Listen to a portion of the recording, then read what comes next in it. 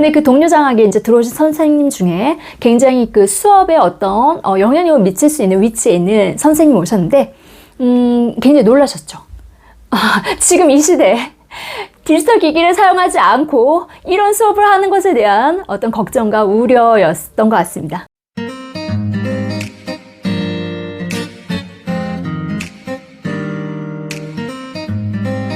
안녕하세요. 나는 선생님이 행복했으면 좋겠습니다. 저자 노전입니다. 선생님들, 제 책 제목이 나는 선생님이 행복했으면 좋겠습니다 이잖아요. 제 책은 제가 꽤 오랫동안 행복하지 못했기 때문에 나올 수 있었던 책입니다. 이 사실을 깨닫기 전까지 행복할 수가 없더라고요. 우리 모두는 교사로서 자신만의 특별한 존재 가치를 가진다 라는 것이었습니다. 그 사실을 몰랐어요. 그래서 한 15년 동안 제 스스로 굉장히 많은 채찍질을 했고요. 그리고 수많은 상처를 주고 타인과의 비교로 인해서 힘든 시간들도 보냈습니다.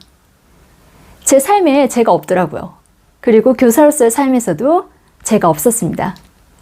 타인이 바라보는 저의 모습과 그다음에 언제나 부족한 듯해서 매일매일 뭔가를 채워야만 하는 불안감, 그리고 항상 충분하지 못한 제 모습만 남아 있었던 것이죠. 사실 저희가 이제 교사가 된 이상 물론 교직에서 필요한 능력들, 전문성, 그리고 인성, 인격, 그리고 미덕, 지혜와 같은 그와 같은 것들을 추구해 나가는 것은 필요한 것 같아요.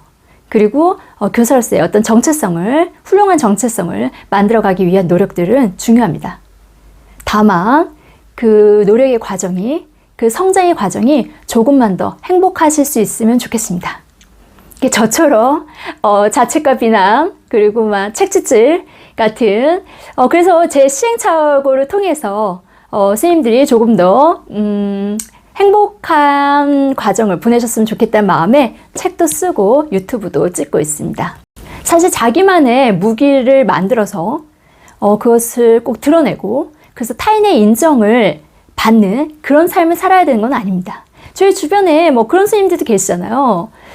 막 수업의 달인, 그리고 학교생활 달인. 그런데 이제 아이들과 너무너무 즐겁게 생활하시고 그냥 자신의 열정을 불태우시고 하지만 드러내지는 않아. 결국 제아의 숨은 고수들처럼 그분들이 능력이 없어서 드러내지 않는 것도 아니고요. 그분들보다 더 능력이 엄청나서 책을 쓰고 유튜브를 찍는 것도 아니죠. 그건 별개의 문제고 그건 자신의 선택이라는 생각을 합니다. 다만 저는 약간 이런 바람이 있어요. 이런 바람이 있는데 우리가 각자의 교사로서의 어떤 각자의 가치가 인정되는 그런 교직 문화였으면 좋겠다라는 것이죠. 제가 얼마 전에 이제 천하공법이라는 그 수업을 아이들에게 도입을 했습니다. 이 천하공법이 뭐냐면요. 이때 천은 천천히 읽고 이해하며 하는 하부르타로 말하는 공법은 공부법입니다. 이게 2010년도에 천공법이라는 책에서 모티브를 얻어서요. 이제 제가 아이들에게 도입을 했던 것이죠. 그래서 어쨌든 교과서를 N회독하고요. 2회독, 3회독 교과서를 읽고 그 다음에 이제 덮고 나서 백지노트를 하고 친구에게 하부르타로 말하는 그런 수업이었습니다. 이제 야심차게 준비해서 동료 장학 때 딱 선을 보였죠. 그래서 애들 진짜 서당처럼 책을 소리내서 읽습니다. 30명이 다 소리를 내가지고 1회독, 2회독, 3회독을 하고요. 그 다음에 이제 백지노트도 하고 그 다음에 제가 그 전에 이제 목차 정리법을 알려줬기 때문에 목차 정리도 하고 이제 그와 같은 수업이었습니다. 근데 그 동료 장학에 이제 들어오신 선생님 중에 굉장히 그 수업에 어떤 영향력을 미칠 수 있는 위치에 있는 선생님이 오셨는데 굉장히 놀라셨죠. 지금 이 시대에 디지털 기기를 사용하지 않고 이런 수업을 하는 것에 대한 어떤 걱정과 우려였던 것 같습니다. 그래서 평은 좋은 건 아니었죠. 근데 이제 그런 생각이 들더라고요. 과연 그 교사의 고유한 어떤 그 교사만이 갖는 어떤 수업 철학, 수업관, 학생관, 왜 그것이 인정되어지지 않을까? 과연 그 기준은 누가 만드는 걸까? 그럼 나는 좋은 선생님이 아닌 건가? 라는 생각을 하게 되었습니다. 그래서 저는 오히려 그냥 창간록에도 보면 이제 예를 들면 그런 것도 있잖아요. 이제 학생과 얼마큼 상호작용하는가. 그와 같은 기준 자체도.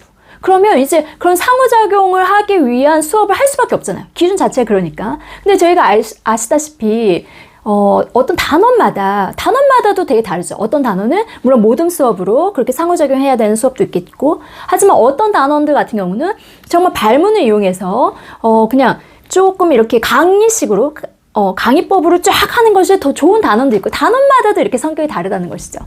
그렇기 때문에 어떤 회계적인 기준보다 오히려 참관록에 이렇게 쓰는 거죠. 저는 이렇게 교과서를 애내독하고 백지노트를 해서 아이들 지식이나 정의를 스스로 구조화시키는 이런 과정을 시도해보고 있는 교사입니다. 이 관점에서 제 수업을 봐주시고 조언해 주시기 바랍니다. 이런 식으로 조금 더 각각의 고유한 그 가치가, 선생님들마다 추구하는 그 가치가 인정받을 수 있는 그런 수업과, 그리고 그것을 평가할 수 있는 그와 같은 것들이 있으면 좋겠다라고 생각을 하는 것입니다. 어쨌든 저희가 그 수업을 통해서 그와 같은 어떤 자신이 추구해가는 그 수업을 통해서 아이들과 좀 더 즐겁고 행복할 수만 있다면 그 수업이 진짜 좋은 수업이다 라고 이야기할 수 있는 것이죠. 그래서 저는 조금 더 우리 교직 문화가 그 선생님의 고유한 정체성이 인정받을 수 있는 그러한 문화가 되었으면 좋겠다는 바람이 있습니다. 근데 그러려면 선생님이 일단 선생님들 스스로 자신의 수업에 대한, 또는 자신의 어떤 교사로서의 존재 가치에 대해서 알아주셔야 되는 것이죠. 그래서 나만이 가질 수 있는 특별한 존재 가치가 있고 그 같은 특별함을 만들어갈 수 있다는 것을 믿으셔야 됩니다. 우리 모두는 누구나 자신만의 특별한 교사로서의 가치를 지니고 있으니까요. 선생님들 긴 시간 동안 함께 해주셔서 감사하고요. 다음 시간에 또 더 좋은 영상으로 찾아뵙도록 하겠습니다. 감사합니다.